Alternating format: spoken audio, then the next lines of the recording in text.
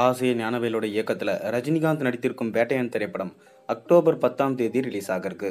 சமீபத்தில் பிரம்மாண்ட ஆடியோ வெளியீட்டு விழா நடந்து முடிஞ்சிருக்கு. அதில் ரஜினிகாந்த் குட்டி கதை சொல்லி கலக்கியிருந்தார். படத்தின் மீது ரசிகர்களுக்கு உச்சக்கட்ட ஆவல் எழுந்திருக்கு. கண்டிப்பாக ஜெயிலர் திரைப்படம் போல இதுவும் பந்தயம் அடிக்க வேண்டும் என்று ரசிகர்கள் எதிர்பார்த்து கொண்டிருக்காங்க. ரஜினிகாந்த் நடிப்பில் உருவாகியிருக்கு வேட்டையன் திரைப்படம். ஜெய்பீம் படத்தின் இயக்குனர் ஞானவேல் இந்த படத்தை இயக்கியிருக்காரு. இதில் அமிதாப் பச்சன், ஃபகத் ஃபாசில், ராணா, ரித்திகா சிங், விருமாண்டி அபிராமி, துஷாரா விஜயன் என பலர் நடிச்சிருக்காங்க. முதன்முறையாக ரஜினிகாந்த் ஞானவேலோடு இணைந்திருப்பதனால இந்த படத்தின் மீது தான் தமிழ் சினிமாவுடைய ஒட்டுமொத்த பார்வையும் இப்போ விழுந்திருக்கு. லைக்கா நிறுவனம் படத்தை தயாரிச்சிருக்காங்க. மேலும் படம் பற்றிய அறிவிப்பு வெளியான சில மாதங்களில் படத்தோட டைட்டில் டீசர் வெளியானது. அதனை பார்த்தபோதே இந்த படம் கமர்ஷியல் ரீதியாக தான் உருவாகுமோ என சந்தேகத்தை ரசிகர்கள் எழுப்பினாங்க. படத்தின் ஆடியோ வெளியீட்டு விழாவில் வேட்டையன் டீசரும் வெளியிடப்பட்டது. அதனை பார்க்கையில் இந்த படம் முழுக்க முழுக்க ஞானவேலோட ஸ்டைலில் இல்லாமல் ரஜினிக்காக கமர்ஷியல் பேக்கேஜாக உருவாகியிருக்கு என உறுதியாக சொல்லிட்டாங்க. ஞானவேலோட இயக்கம் என்பதனால இது கண்டிப்பாக ஜெய்பீம் போன்ற தாக்கத்தை உருவாக்கும் என்று பலர் எதிர்பார்த்திருந்தாங்க. ஆனால் படத்தோட டீசர் அந்த எதிர்பார்ப்பை கொஞ்சம் குறைத்திருக்கு என்று தான் சொல்ல வேண்டும். சரி, கமர்ஷியலாக தான் எடுத்திருக்கிறாங்க, அதையாவது ஒழுங்காக எடுத்திருப்பார்களா என்ற சந்தேகமும் டீசரை பார்க்கும்போது வருதாகும். அது மட்டும் இல்லாமல் ரஜினியோட மேனரிசம் ஜெயிலரை ஞாபகப்படுத்துவதாகவும் சொல்லி தங்களின் கலவையான விமர்சனங்களையே ரசிகர்கள் டீசருக்கு கொடுத்திருக்காங்க.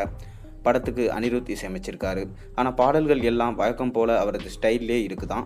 மேலும் முக்கியமாக ஜெயிலரில் வந்த சூப்பர் ஸ்டார் புராணம் இந்த படத்துலையும் வருவதனால ரசிகர்கள் பலருக்கும் சலிப்பு தட்டி இருக்கு. அது மட்டுமின்றி ரஜினியோட புகழ அனிருத் வைப்பதை விட்டுவிட்டு கதைக்கு தேவையான இசையை எப்போது தான் வைப்பாரோ என்று ஒரு தரப்பு ரசிகர்கள் ஓப்பனாகவே பேச ஆரம்பிச்சிட்டாங்க. அதே சமயம் மனசிலாயோ பாடல்ல மலேசியா வாசுதேவனோட குரலை AI தொழில்நுட்பத்தின் மூலம் மீண்டும் கொண்டு வந்ததை பாராட்டமும் தவறவில்லை. இப்படி படத்தோட டீசரும் இசைக்கும் டல்லான விமர்சனங்களே வந்து கொண்டிருக்கான். எனவே படம் மீது இருந்த நம்பிக்கை கொஞ்சம் கொஞ்சமாக ரசிகர்களுக்கு குறைந்து வருவதை ஒரு வகையில் ஏற்றுக்கொள்ள தான் வேண்டும்.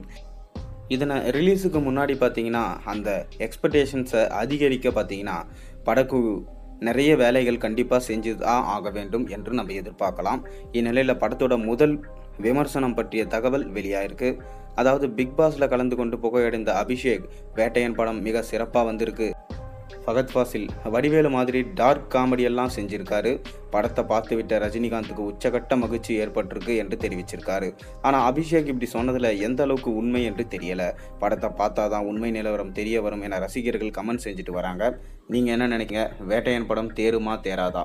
சூப்பர் ஸ்டார் ரஜினிகாந்துக்கு இந்த படம் ஜெயிலர் மாதிரி இருக்குமா, இல்லை சமீபத்தில் வெளியான லால் சலாம் படம் மாதிரி அமையுமா? உங்களோட கருத்துக்களை மறக்காமல் கீழே கமெண்ட்டில் சொல்லுங்கள். மேலும் சேனலில் போகிற ஒரு சப்ஸ்கிரைப் பண்ணுங்கள், லைக் பண்ணுங்கள், பெல் ஐக்கனை ப்ரெஸ் பண்ணுங்கள்.